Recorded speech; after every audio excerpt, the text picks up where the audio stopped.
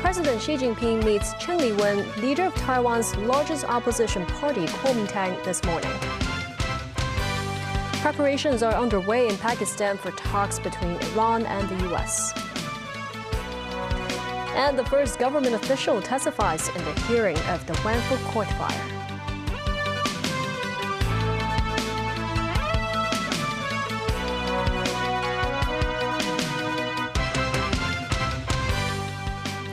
Good evening, and thank you for joining us. President Xi Jinping has met with Chen Li-wen, leader of Taiwan's largest opposition party, Kuomintang, in Beijing this morning. Zachary Ip reports from Beijing.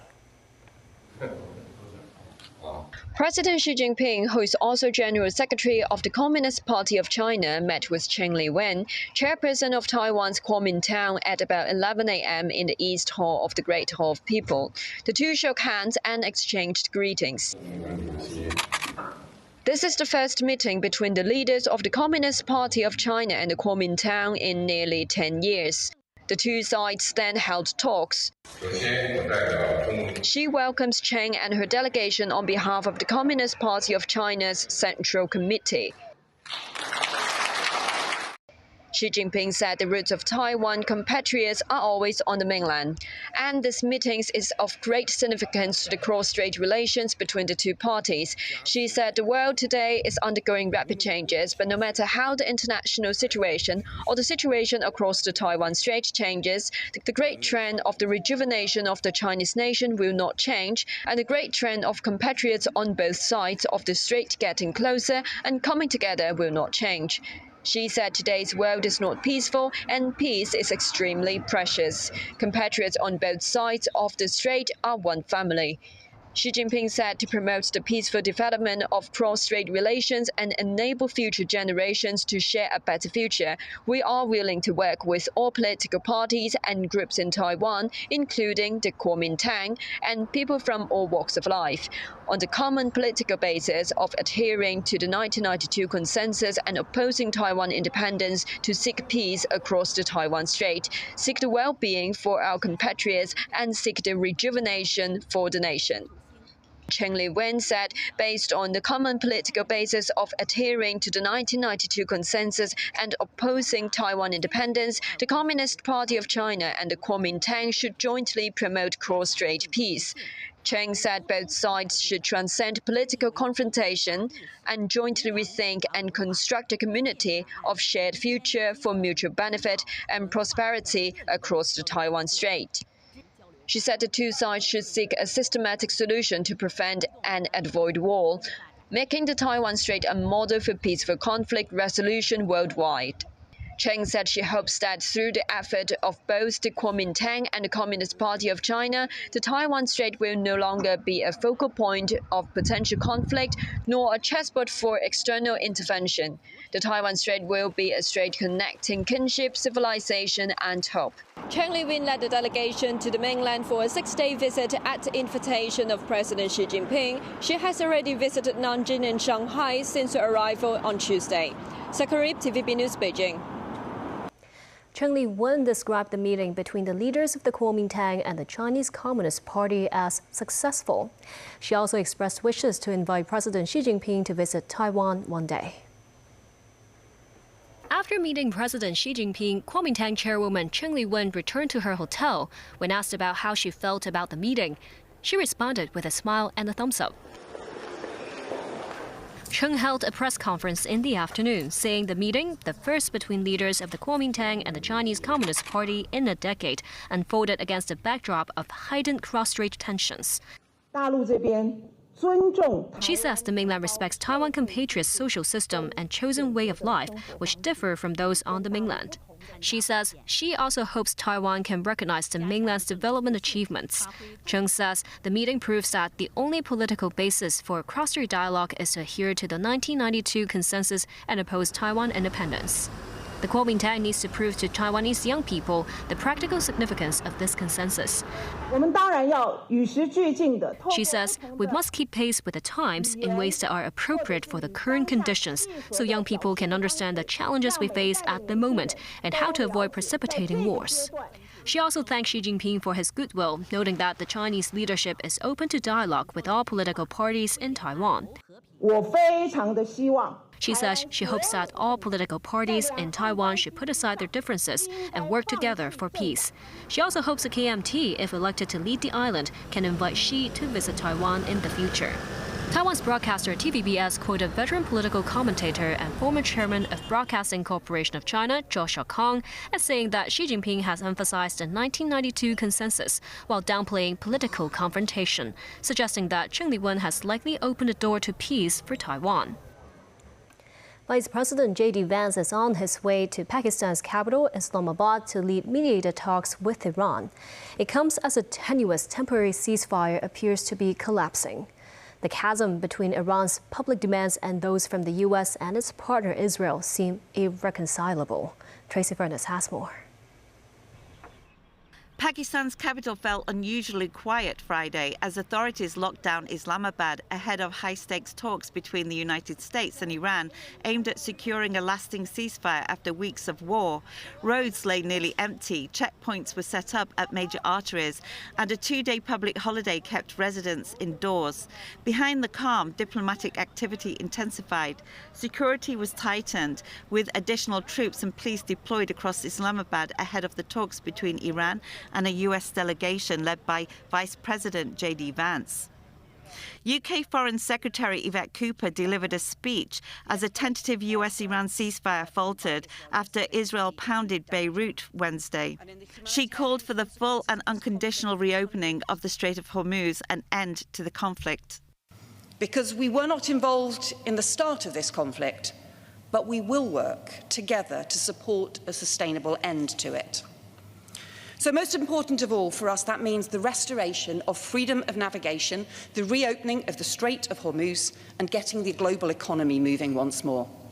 Because the attacks on international shipping in the Gulf, the effective closure of the Strait, has been deeply damaging for the world. NATO Secretary-General Mark Rutte said the alliance countries are looking to see what they can contribute to secure the Strait of Hormuz. When it comes to the Strait of Hormuz, it was Keir Starmer, the UK Prime Minister, who took the leadership role here. And he said, we have to bring together a coalition of countries which is able collectively to make sure that the principle of free shipping, of free travel on our seas, UNCLOS, is upheld. And obviously that means with the United States together, discussing the what, the where and the when of the mission. But this is about practical support. It is about, when you take my country, the Netherlands, announcing yesterday, it will probably be about mine hunters, it will be about frigates, it will be about radar technology. And so each country is now looking for what they can do to contribute to this, to make sure that the Strait of Hormuz stays open. Tracy Furness, TVB News. Israeli Prime Minister Benjamin Netanyahu has announced Israel wants to negotiate with Lebanon over disarming Hezbollah, while keeping up attacks on Hezbollah targets. Danny Zhou reports. Israel's unrelenting strikes on Lebanon have placed the newly brokered two-week ceasefire between the US and Iran at a risk of collapse. A 13-year-old girl in Beirut captured the moment when she and her father scrambled to hide from the Israeli blast in the streets Wednesday afternoon. The girl's two younger brothers were also startled. After inspecting damage in the capital city, some Lebanese lawmakers criticized Israel for having massacred so many civilians and hitting residential homes. They have also pressed the Lebanese people, including Hezbollah representatives, to return to the negotiation table for talks on protecting the nation from aggression. Israeli assaults have claimed nearly 1,900 lives across the country, with more than 6,000 wounded since the start of hostilities on March the 2nd. Over 1 million residents were forced to flee their homes. Authorities say the death toll has topped 300 people on Wednesday alone. The victims' families clamored their anger towards Israel, vowing they will never surrender, even if Israel kills them. Netanyahu indicated he had ordered his cabinet to unfold direct talks that focus on disarming Hezbollah and establishing peaceful relations with Lebanon. The negotiations, planned in Washington next week, are expected to involve Israeli ambassador to the U.S. Yair Lapid and Lebanese ambassador to the U.S. Nada Hamadeh Mawawad. Meanwhile, Hezbollah lawmaker Ali Fayyad reiterated his group's rejection of any direct talks between Lebanon and Israel and has called on commitment to ceasefire as a precondition before proceeding with any further steps. The U.S. President Donald Trump confirmed he had a phone call with Netanyahu in which he asked Israel to scale back its military strikes to ensure the success of the Iran negotiations set to take place in Pakistan on Saturday. Danny Zhou, TVB News. Back locally, the Legislative Council's Finance Committee has approved $1.8 billion worth of diesel supply subsidies allocated to commercial vehicles. Timothy Lee has more. The government has proposed 4 measures to tackle rising fuel prices. They include offering diesel-powered commercial vehicles a $3 per liter subsidy and a 50% discount in government tunnel fees for commercial vehicles. This as some lawmakers question how the scheme can truly benefit motorists. Lawmaker Chan Siew-hong from the Election Committee was concerned how the subsidies might end up in the pockets of oil companies instead of those who are in need. While lawmaker Ng Chao-pei from the Hong Kong Island East constituency stressed he does not want to see fuel suppliers take advantage of the war in the Middle East to make a profit. In response, Deputy Financial Secretary Michael Wong said the government will ensure that the subsidies will only be used for assisting users. Secretary for Environment and Ecology Tse Chun-wan emphasized authorities are keeping track of the global oil market, adding that oil companies will not be able to raise prices in a way that takes advantage of the government's measure. The relief package was approved with the implementation of the measure set to take place as soon as the end of this month. Timothy Lee, TVB News. At the independent committee inquiry into the deadly Wang Fuk Court fire in Tai Po, government officials took the stand for the first time. An assistant director at the Fire Services Department says it's unlawful that the property management company turned off the main electrical switch for the fire water pump. Testifying under the guidance of Senior Legal Counsel Victor Dawes, Assistant Director of Fire Services Keung Sai-ming says the fire water tank was installed on the rooftop. He stressed that the higher the building, the more vital the fire system becomes.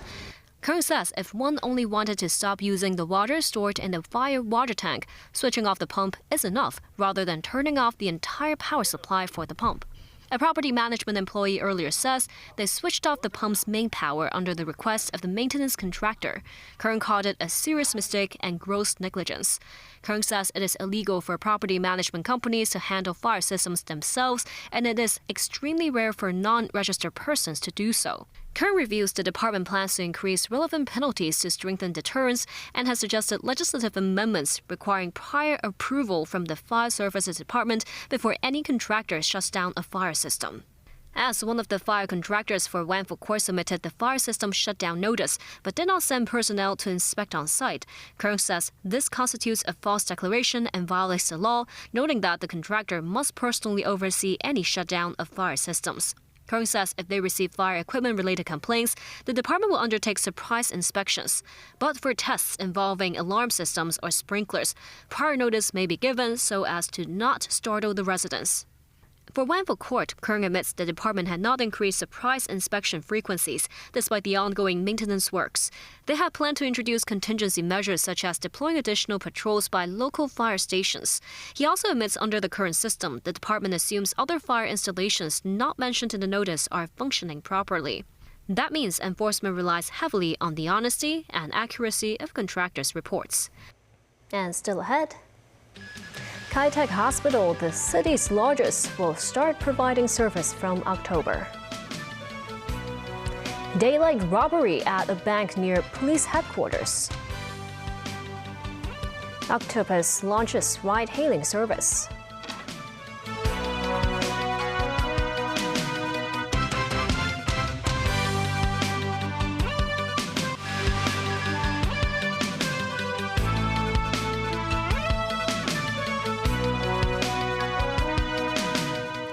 Welcome back. The new acute hospital at the Kai Tak development area is set to open in phases starting in October this year, becoming the largest public hospital in the city. The hospital's accident and emergency as well as inpatient services will be offered starting in 2028.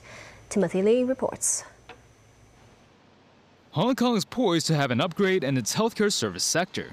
Named Kai Tak Hospital, the facility will be the largest public hospital in the city and will gradually replace the more than 6-decade-old Queen Elizabeth Hospital. The first services of the Kai Tak facility will be offered at its specialist outpatient clinic block and oncology block starting this October, which will include follow-up consultation, a family medicine integrated center, as well as blood drawing services. Health authorities estimated that around 2,000 to 3,000 people visit the hospital on a daily basis during the first phase of its opening. They also expect A&E and inpatient services will be available at the new hospital starting in 2028.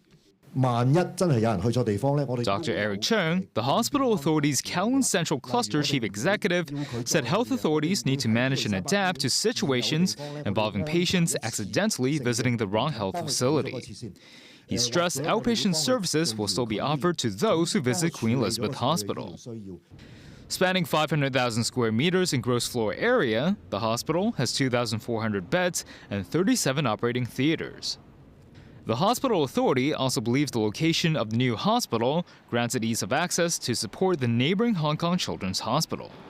Meanwhile, authorities said Queen Elizabeth Hospital will remain in use as a medical facility after its services have completed their transfer to the new facility. Timothy Lee, TVB News. A man armed with a suspected firearm robbed a Bank of East Asia branch in Wanchai, making off with around $36,000. The crime scene was just 300 meters away from the police headquarters. Bank surveillance footage shows a black-clad man donning a cap approach the counter holding what appeared to be a handgun. A female customer standing at the counter immediately walked away. The suspect placed the bag on the counter and pointed the weapon at the bank staff. The suspect aimed his weapon around the bank before trying to smash the counter glass panel with a hammer. Another bank staff later placed a stack of cash from a drawer into a bag before handing it to the robber, who fled with about $36,000. The entire heist lasted less than 90 seconds. The daylight robbery unfolded at around 12:30 p.m. at the Bank of East Asia Harborview Center branch on Gloucester Road, just about 300 meters from the police headquarters. A huge police presence could be seen as investigations continued. Uniformed officers searched through nearby areas, with forensic officers documenting the scene, dusting for fingerprints at the entrance, and removing the shattered counter glass for examination. Around half an hour after the robbery, police recovered the suspect's getaway bicycle outside MRT Center before he entered the MTR station. After combing through surveillance footage with a citywide manhunt, police tracked down the suspect at a fast food outlet in Wanchai shopping mall in Taiwan. At around 2 p.m., he was arrested on suspicion of robbery. The Customs and Excise Department busted an illicit cigarette factory in Fanling and seized raw materials and several related machines worth of over $200 million. More than 30 tons of duty not paid tobacco and over 1 million illicit cigarettes worth around $13 million were seized during the operation. Customs officers conducted a search at the unlicensed facility located in a Fanling warehouse on Thursday, discovering a production chain that supplied the products to local and overseas markets. 5 men and 1 woman were arrested. On April 22nd, payment service provider Octopus will launch a ride-hailing platform that's poised to integrate the city's major taxi fleets and local taxi booking platforms. Starting April 22nd, passengers can hail a ride in the existing Octopus app. This as Octopus is set to unveil its Easy Ride service, integrating 5 major taxi fleets in Hong Kong and local taxi booking platforms. Also joining the league were social enterprise platforms to offer barrier-free hailing services. On the mobile app, passengers can choose among different fleets and vehicle types. They include taxis offering room for extra-large luggage. Riders can pay using their physical Octopus card or through online payment within the app. If a booking is cancelled, passengers will receive an instant refund. And after the taxi e-payment mandate came into force on April 1st, Octopus says it has reached almost full coverage among the taxi trade. More than 49,000 taxi drivers have registered on the Octopus platform, almost 50,000. More than the estimated 46,000 active taxi drivers in the trade. Bring us close to almost full coverage across the industry. Since the taxi law came into effect, we've recorded a further 74% increase in usage, 115% increase in count, more than double, and a 68% increase in active taxi drivers compared to March. In June, Octopus will raise the monthly top-up limit from $5,000 to $40,000 for drivers to facilitate their collection of income via Octopus cards. The extent of adjustment will be based on the driver's Octopus wallet tiers. The waiver of bank transfer fees for Octopus app for business will also remain in place. U.S. First Lady Melania Trump is denying ties to Jeffrey Epstein and knowledge of his crimes.